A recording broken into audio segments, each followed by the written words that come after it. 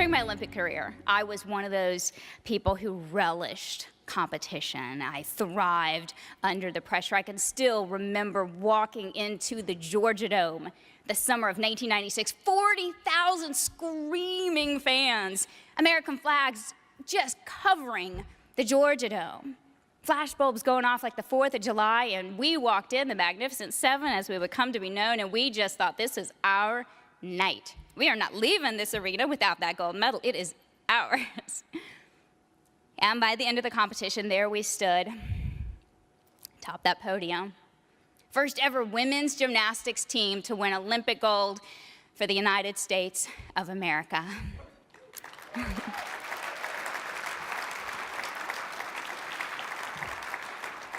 And it was magical. It was absolutely magical. It's kind of one of those moments, you're up on the podium, you just kind of want to stay there. Like, bring me a sleeping bag, I'm just gonna hang out here for a while. But eventually we had to go down, and so it's kind of a lot like this. You're on the podium, you walk down the stairway, and my coach greeted me at the bottom, and he gave me this big bear hug, and he took me by the shoulders, he looked me in the eyes, and he said, all right, get focused, you got 3 more competitions to go. Yes, sir. And he was right. You come off of this amazing high, but I still had the all-around competition. I had the vault finals, and I had the balance beam finals still to go. So I go into the all-around competition, where you compete on all 4 of the apparatus, and I did pretty well. For those of you that know anything about gymnastics, I stepped over the white line, out of bounds, and a boo. But yeah, so I didn't finish where I would have liked. That's okay. I thought, vault, okay, let's regroup, redemption, I can hit 2 vaults, no problem, I got this. Run down that 70-foot runway as fast as my little legs will take me, I'm springing onto that springboard, and I fly right over the horse. Splat, right on my backside, in front of the world. Not exactly how I saw my Olympics going. And I was embarrassed. And I was pretty devastated. And as I walked off of the podium yet again, I realized this is my last shot. I've got 1 shot left to bring home an Olympic medal for my country. I have one last event, the last 90 seconds of my entire Olympic career. And it all comes down to balance beam. 4 inches. I fall off that thing all the time. And this is what I have to look forward to. And I was terrified. So that final night of my competition, I walked back up onto that podium. I saluted the judge for the last time. And I held my hands over the top of the beam for just a couple of extra seconds that night and took an extra deep breath. And I thought, this is it. You know, I've been through the blood, sweat, and tears. I've done the repetition. I've worked so hard to get to this one moment. There's nothing else I can do. You know, all I can do is go out there and give 100%. That's all anyone can ask of me. It's all I can ask of myself. So I started the routine, and it's amazing. This is the first time I could recall truly allowing the audience in with me. Because as a gymnast, you're taught from day one, you block out everything around you. The noise, the lights, whatever else is going on, doesn't matter, you're in your own world. But this time, I wanted to enjoy that moment, and I wanted to invite the audience in with me. And that routine flew by.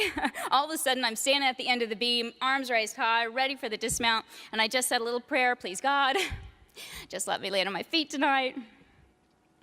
I hurtled down that beam, 1 twist, 2 flips later. When I felt my feet hit the floor, it was the most amazing feeling.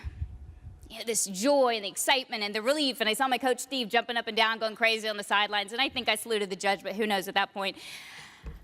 I didn't know if there was a medal, what color it might be. I didn't even know my score. I just wanted to live in that moment, that one moment when everything, all the hard work, not just from me, but from all of those who sacrificed to get me to that point, when all of it came together. And I know it's funny how we tend to remember the good stuff, right? We remember the gold medal moments, we remember the stuck routines, but yes, I vaulted myself right onto my rear end. I have fallen off the beam thousands of times.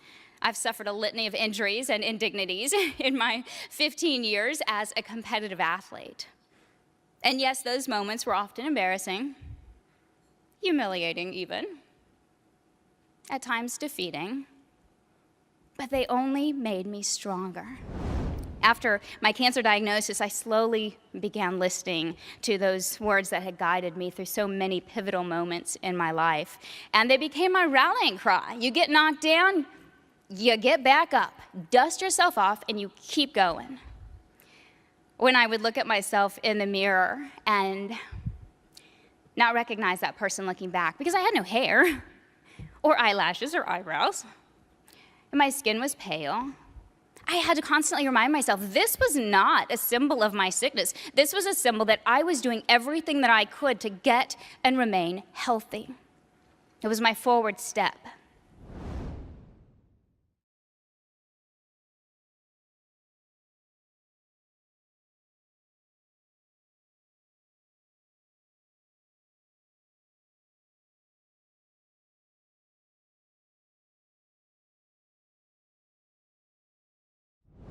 I was working really hard in the gym one night when things kind of came crashing down all around me. I was on bars. I was doing a bar dismount, one that I had done a million times before.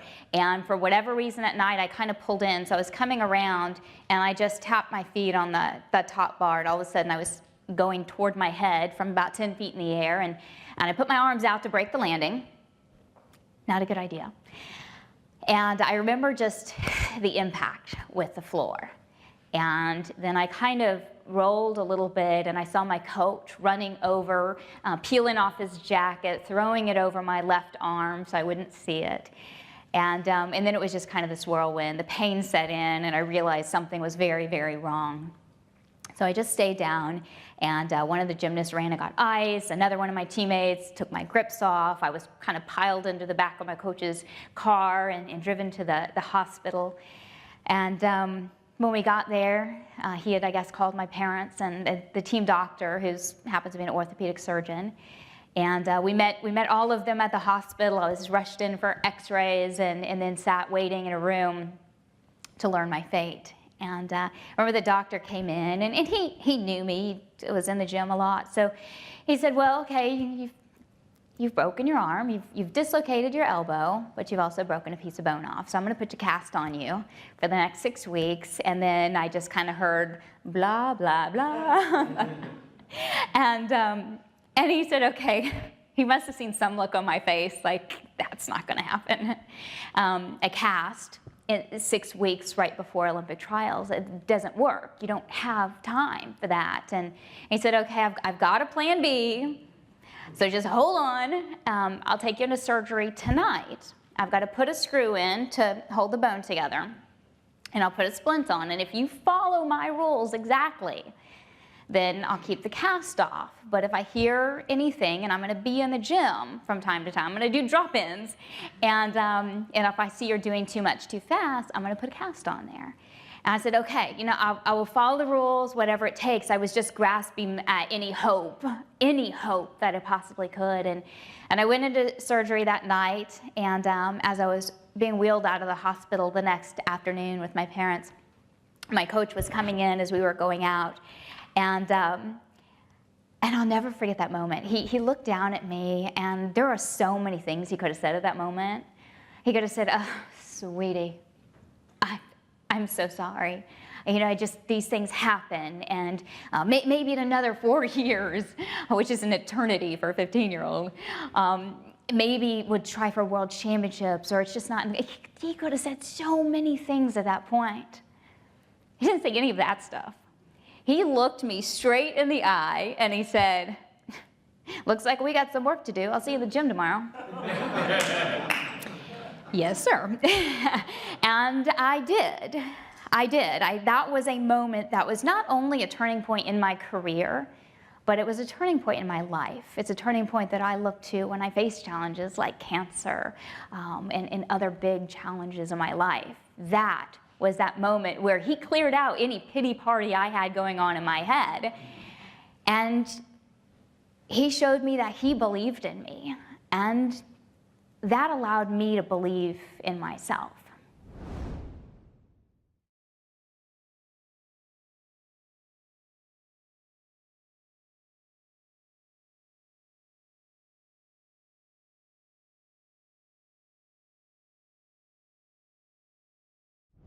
you get back up.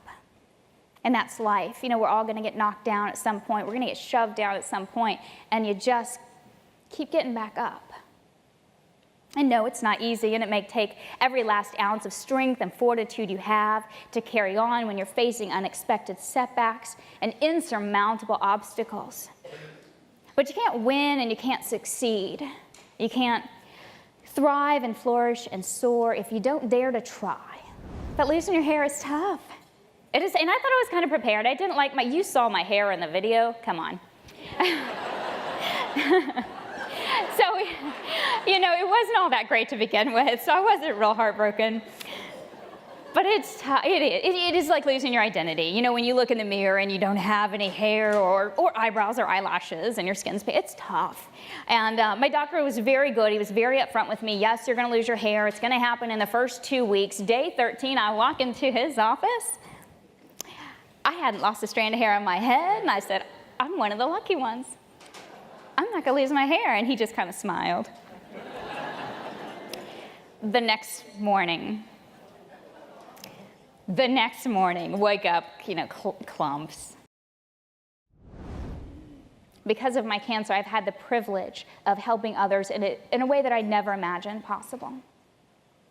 Like many of you, I have come here this week with purpose on my mind, hope in my heart. By sharing our experiences and joining our voices, we are shining a light on the power of survivorship. We are helping create even more awareness and education. We are leading the charge for more funding and more resources devoted to finding not just another test or another screening or better quality of life, but we're here to find a cure.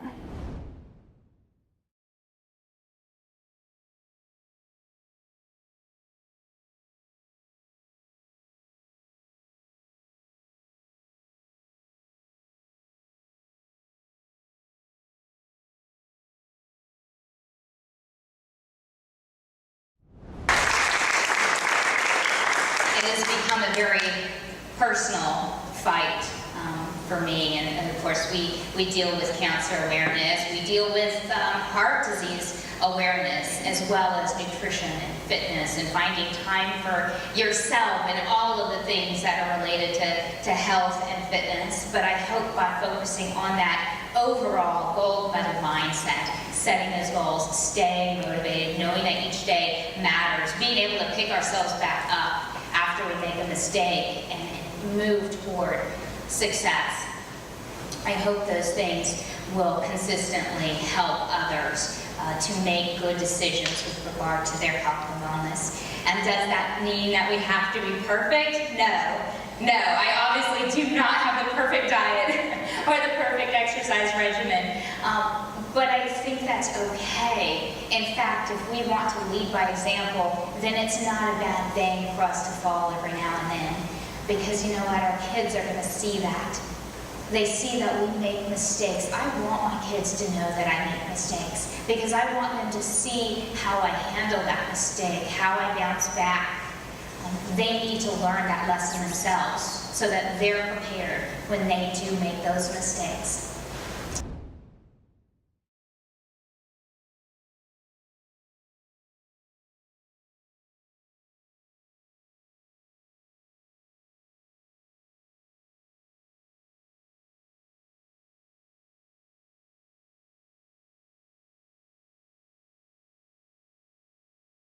I really do try to really remember and think about the difficulties and the challenges that I faced along the way.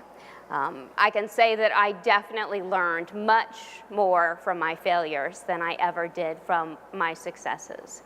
And those lessons that I learned have helped me so much in sport and so much more in life beyond sport. Those lessons learned through gymnastics, they're some of the most important lessons that I've ever learned. They helped me excel in gymnastics, certainly, but they help me these days in running my company, in motherhood, and even in my battle with cancer. They help me every day in reminding me that I have to take care of my health, and they help me take care of the health and well-being of my family. And it's these lessons that make up what I like to call the gold medal mindset. And this is great because I'm not going to make you wear a leotard, I promise.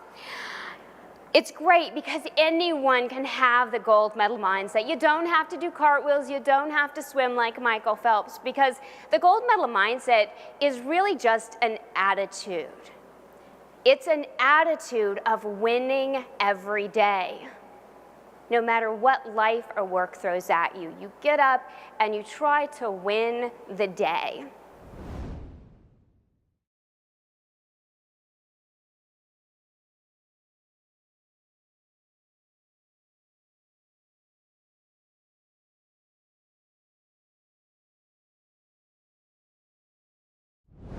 I think I took my health for granted, that it would always be there. I was always healthy and active. You don't think about it until it's gone. Our kids aren't going to think about it. We have to think about it for them. Cancer is a game changer. It really focuses your priorities like never before. My husband and I discussed how public I wanted to be about my diagnosis because, you know, not every girl wants to go around the country talking about her ovaries. But I figured if I was going to have to go through this, right, the surgery and the chemo and losing my hair and eyelashes and eyebrows, I wanted something positive to come out of it. The toll that it was going to take on me and my family, I needed something positive to come out of it. If I could help one woman make her appointment or go see her doctor or think about those symptoms, then it was a good thing. Turn what seems to be a negative into a positive. You often may find that you need to rethink your strategy, back up, turn around, take a different route. Savor these moments and the blessings that they can bring. It's often these moments that end up defining our character. I believe remaining positive is crucial. I believe a negative attitude is the most detrimental thing to success. Mistakes and obstacles, okay, so we all face those. You can learn from them. Most of the time, even fix them. But a bad attitude can bring you down quicker than anything else. It can cause you to lose hope when you need it most.